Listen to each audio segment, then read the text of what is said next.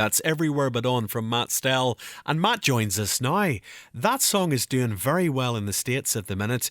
I know you co-wrote it with Lance Miller and Paul Sykes. What can you tell us about the writing of it? Paul Sykes is one of my best friends here in town, and Lance Miller is another good friend. And we walked in the room that day and we're tossing titles out because that's typically where songs are born, at least in the country world, is from the title.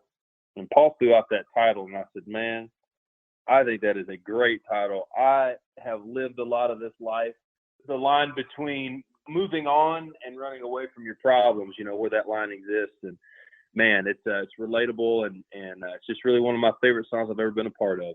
So, Everywhere But On is the follow-up to your massive breakout single from last year, Prayed For You, which you co-wrote with Alison Veltz and Ash Byers. And I believe a week prior to the song being written, Alison meeting the guy who would then go on to become her husband was a major factor in how the song ultimately took shape. That's exactly right. She came into the writer's room and was riding high. And, man, we just kind of rode that wave that she was on and wrote a song about a character a lot like me who's just way luckier than he deserves in a lot of different ways. She had the title and Didn't Know You from Adam, More Than I Could Fathom, But I Prayed For You. And we just sort of wrote it from the back of the chorus out. And like I said, we wrote it about a guy who's a lot like me, who owes a lot of debt of gratitude just to the universe because I, been a lot luckier than I deserve. And, if you stick things out and fight the good fight, then you can happen to get lucky. So. And Ash Byers is also your manager and producer. And from following his career, I know that he's also written songs that have been recorded by the likes of Keith Urban, Montgomery Gentry, Dustin Lynch, Randy Houser. So how did you initially get involved with Ash? I met Ash through some songwriting friends of mine, Autumn McIntyre, who's one of my best friends, and Larry McCoy. They were writing with Ash one day, and he mentioned he was, kind of looking for, writer artists to kind of sign, and they just went to bat for me. And unbeknownst to me, said, hey, you need to check out my guy, Matt, and did, and we hit it off. And man, I've learned so much from Ash, as a writer. He was an artist himself, a great songwriter, so he's been there, and I can learn from him, and we make decisions collaboratively. Like you mentioned, we produce my music together and really have found a sort of equilibrium there that works pretty well for us. So I can't say enough about that guy. And it must have been very satisfying to watch Prayed For You take off streaming-wise, and then for the song to ultimately reach number one, and for yourself to become the first artist to receive a virtual plaque for it going platinum, because I know at one point you played this song for every label in Nashville and they all passed on it. Well, first of all, A&R, when you're kind of listening to bands and figuring out who you want to work with, that's a hard job. I don't envy that. No one really knows what's going to work. And in this day and age, because music's been democratized so much, you really have a chance to release your own music and go out yourself and try to make some waves on your own. And that's typically the best way to get some attention. So, it's the same. I think a lot of the artists have that part of their stories at least the same about, every label in town passing on them and, just having to go out and prove that we're making music that folks can hear, and that not only is it stuff we believe in, but it's stuff that can work in the marketplace. And really the belief in what we were doing, from Ash, on down, and Steve, his business partner, and then, later my folks at Sony and everything, that belief in the project is what kind of got us through and got us our opportunities. The guy that then ultimately signed you, Barry Weiss, the former head of Jive Records, the guy responsible for signing people like Britney Spears and Justin Timberlake, the Backstreet Boys, Chris Brown. How did you get involved with him? I got involved with him because he called Ash out of the blue.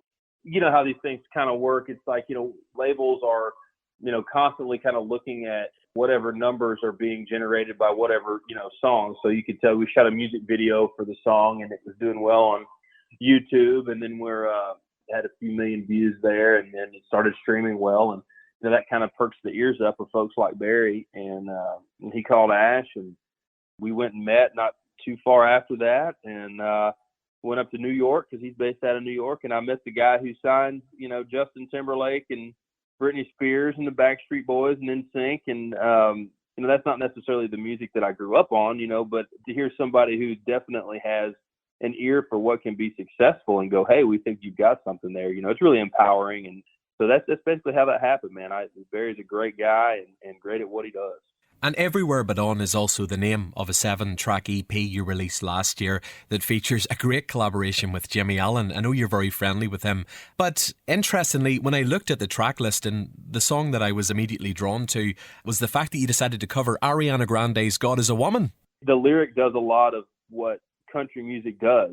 At least my favorite country songs do. It kind of takes a phrase and turns it in an interesting way. And because you think it's going to be one thing, and then you hear the song in context, and then you're like, oh, I see what they did there, kind of thing. And I just love that song. When I heard it, my buddy Joe, it was his idea. He said, man, this would be a cool cover. I said, man, you're right. I love this song. So we did it, and we play it live, and I love playing it every night. And you've just released this great new track called If I Was a Bar, which was written by Dan Isbell, Zach Cale and Jonathan Singleton. I love the fact that maybe what we thought we knew was Matt Stell, it gives us a different take on you and how dynamic you are as an artist. What drew you to this one? It does this kind of country heartbreak thing that's also a good time. And I just always kind of love that vibe. And I told him I wanted to record it, 10 seconds after I finished listening to it. So we were playing it live before before everything shut down, and I can't wait to get back out and play it live again. I believe your passion for music really began to develop when you were at college, and you would sit in front of a computer with a guitar and learn to play old country songs, which then developed to you then writing songs of your own. As soon as I could mash 4 chords together, I wanted to be writing songs. That was always what I wanted to do. I wanted to learn guitar so that I could play covers, but also so I could write songs. And I've been doing the two together ever since I could, and I trying to get good at both or get better at both. And spending time in school when I had a chance to learn and to play was really a great springboard into what I'm doing now. You came to this crossroads at one point in your life, and you had to choose whether to either pursue music or go to medical school. I came to a fork in the road. I moved to town, and I hadn't met Ash yet. I'd been here for a few years and not had the opportunity pan out that I moved to town for. I got to thinking, I'm always going to play music. I'm always going to love it. I'm always going to write songs. But, what else would I do if it wasn't in the cards for that to be my job? And so after spending some time in Haiti with some doctors, just improving people's lives with what they knew, I was like, man, this would be what I would do.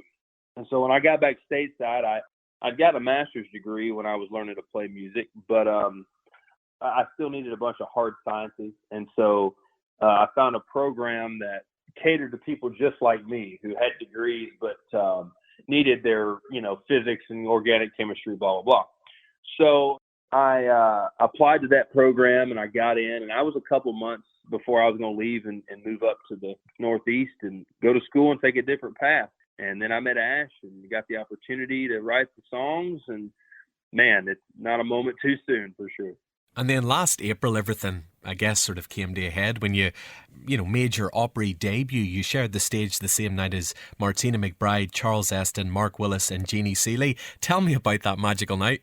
That's a night I'll always remember. I had family from Arkansas and Texas and Florida come up. And then afterwards, we got to spend time together. I mean, grandmothers and great uncles and just folks that don't leave Sheepskin Valley, Arkansas very much, made the trip to Nashville. And that meant a lot to me. And I got to spend a bunch of time with them afterwards. And it was really special. I got to step in the circle, and I got to have my mom backstage and my grandmothers and my step parents, and all that was just a really special night that I'll always remember for sure.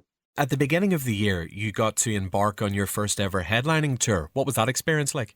I spent so long in the van and trailer just playing any place that would let me plug my guitar in, which was great sometimes, and sometimes it wasn't so great. But man, we got to load up in a bus, and me and Chris Bandy and Ray Fulcher, 2 artists that I love, man, we got to run up and down all over the country and go places I'd never been and play music for people. And I think we had about 80% or a little bit more of the tour done before everything shut down. But man, what a great time, and great group of guys, band and crew, and can't wait to get back and do that again, that's for sure. Really appreciate it, man. Continued success, and we can't wait to welcome you to Northern Ireland as well. Man, I cannot wait to head over there and visit with y'all and shake your hand face to face, and my first stop will be y'all's neck of the woods. So, wow, thanks very much, mate. Take care.